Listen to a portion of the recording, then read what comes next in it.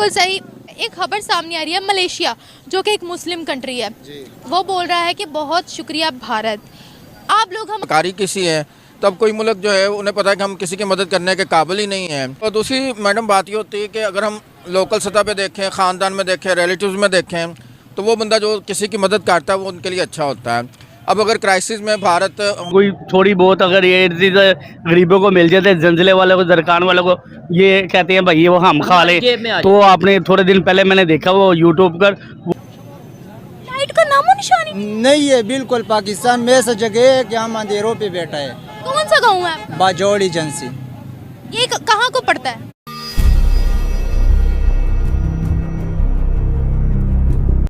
राम राम दोस्तों, आप सभी का स्वागत है आपके अपने स्पेस न्यूज़ चैनल पे। और मैं आपके लिए एक और इंटरेस्टिंग सी वीडियो लेके आया हूँ। मलेशिया ने भारत का धन्यवाद किया है क्योंकि भारत ने कुछ टाइम पहले भारत के चावल पे वो रोक लगा दी थी कि भारत अपना चावल निर्यात नहीं करेगा कहीं पे भी।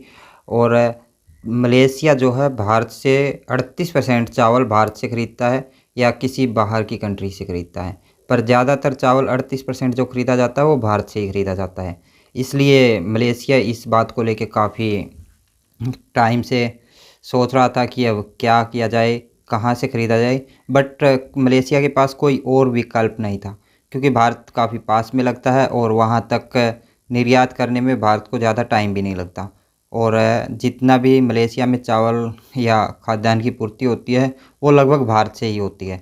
उसके बाद अब भारत ने निर्यात पे रोक लगाई थी शायद 23 अक्टूबर या 24 अक्टूबर को।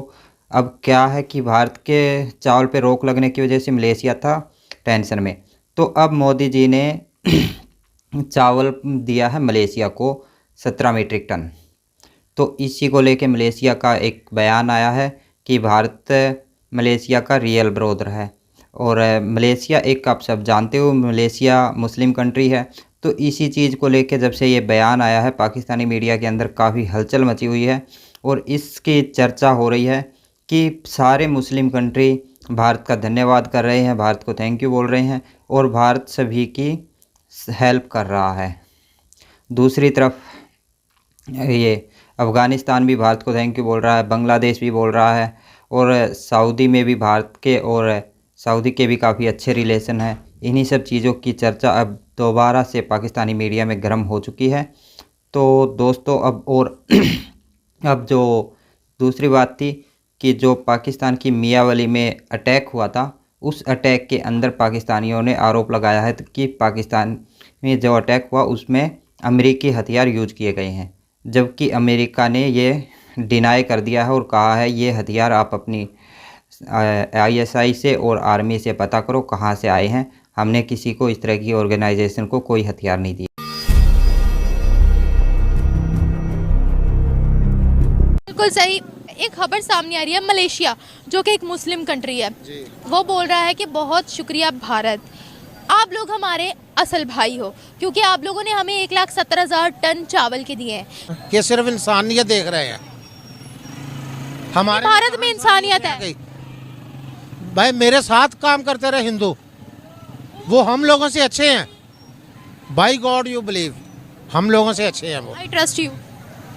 उनमें कोई झूठ नहीं। ये आप किसी दुकानदार के पास चले जाओ, मिलावट सब कुछ। एक मिसाल दीजिए, आपने इतना अरसा उनके साथ काम किया तो कोई एक मिसाल दीजिए, थोड़ा सा इधर हो जाए। कोई ऐसी वो 2 नंबर चीज़ नहीं देखी। 2 नंबर चीज़ मैंने उनमें नहीं देखी। वो जैसे हम में है ना मुनाफिकत भरी हुई, उनमें नहीं है। जो ज़बान पे है वही दिल में है। अच्छे बुरे तो हर जगह होते हैं, इधर तो सब यही हैं। क्या कोई वाकया हुआ था वहाँ पर? क्या कोई मसला हुआ था वहाँ पर? मैं बोलता हूँ मेरे साथ जॉब करते रहे हैं, मैं गवर्नमेंट एम्प्लॉइज था उधर। मुसलमानों से ज़्यादा अभी ये दुबई है, ये ज़्यादा इंडियन को पसंद कर रहा है। अभी ये कराची नज़दीक है, इधर से क्यों नहीं ट्रेन बना रहे? वो दुबई से बम्बे बना रहे हैं। इतनी लंबी, रेट इतने हाई नहीं होते इंडिया में। अभी आप इधर से बॉर्डर क्रॉस करें, की किलो आटा है 30 रुपये किलो आटा है, और इधर क्या किलो है? वो अपनी आवाम के लिए इतना सोचते हैं तो हम क्यों नहीं सोचते? यानी ईमानदारी उनमें, ईमानदारी है। बांग्लादेश में भी ईमानदारी नहीं है। बांग्लादेश भी जहाँ उनका दाव लगता है, वो कहते हैं इंग्लिश की दी पंजाबी का दाज इधर लगता लगा, उनका भी जहाँ दा लगता। और बंगाली भी मांगते हैं। तो आप की नज़र में सिर्फ ईमानदार इंडियन है? मैं ईमानदारी की बात नहीं कर रहा हूँ, ये बिजनेस में तो सब प्रॉफिट लेते हैं, मगर असूल की बात असूल की बात कर रहा हूँ मैं। तभी वो आज हमसे आगे है, तभी उनकी सबसे बनती है। मैं बोलता हूँ कि आप इंडिया का केरला का डॉक्टर है, मद्रास का, उसका वर्ल्ड में नाम है।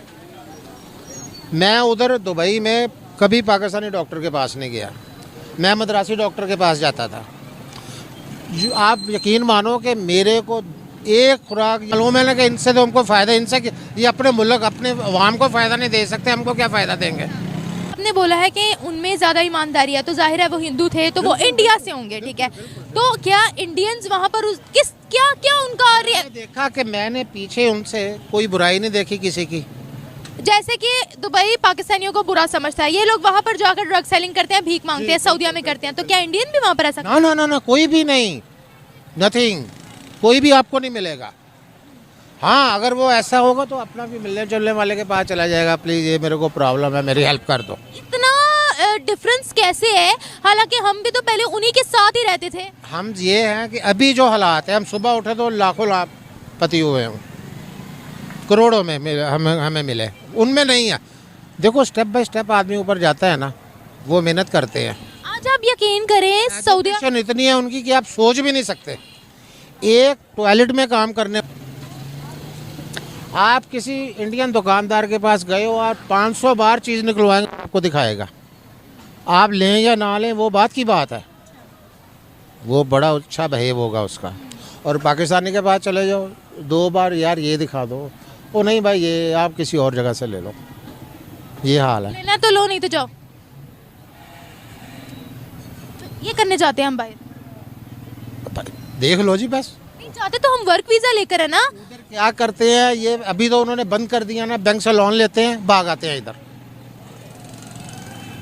कितनी शॉप क्लोज पड़ी हुई है, 1 लाख 2 लाख दरम लिया, भाग आए इधर, खलास। पीछे जो उन्होंने एम्प्लॉयज़ बुलाए हुए हैं वो बेचारे उधर परेशान हुए हुए हैं, और उनको भी मालूम है। हमारे साथ आदमी थे पाकिस्तानी, जब हो जाते हैं हमारे हुक्मरान जो है वो दूसरों मुल्कों से इमदाद मांग के, ऐड मांग के वो खुद खा जाते हैं, और वो बोझ हमारे अवाम पर पड़ता है। तो अब हमारी इंटरनेशनली जो हैसियत है वो एक बैगर की सी है, भकारी की सी है। तो अब कोई मुल्क जो है उन्हें पता है कि हम किसी की मदद करने के काबिल ही नहीं हैं। और दूसरी मैडम बात ये होती है कि अगर हम लोकल सतह पे देखें, ख़ानदान में देखें, रिलेटिव्स में देखें, तो वो बंदा जो किसी की मदद करता है वो उनके लिए अच्छा होता है।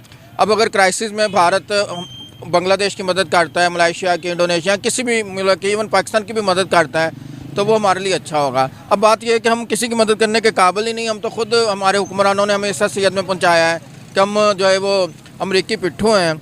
और साइफर में क्या हुआ था, एक अमरीकी खाता आता है और हमारे वज़ीर-ए-आज़म की छुट्टी हो जाती है, तो ये हम कोई खुद मुख्तार मुल्क तो है नहीं। आप यकीन करें, अफगानिस्तान ने बोला बहुत शुक्रिया भारत। और दूसरी चीज, ये वेपन तुम्हारे पास से ही गए होंगे और किसी के पास से जा भी नहीं सकते हैं। ये वेपन्स कौन से हैं? ये वेपन्स या तो यूरोपियन कंट्री यूज कर रहे होंगे या ये पाकिस्तान यूज कर रहा है, लेकिन जो अफगानिस्तान के नेबरिंग कंट्रीज है वहां से नहीं आ रहे हैं, और अफगानिस्तान लैंडलॉक कंट्री है, वहां से आना टफ है। तो ये क्लैरिटी में बोला कि अपने आर्मी की सर्च मारो, अपने आईएसआई की सर्च मारो, कहीं से सर्च मारो जहां से मिले हैं, हमने नहीं दिए। और इससे पहले पाकिस्तान के ऊपर कई बार आरोप लग चुका है कि पाकिस्तान ये तालिबान को, टीटीपी को हथियार देता है, तो मतलब उन्होंने सीधे सीधे बोल दिया कि तुम्हारा मामला, हम नहीं जानते।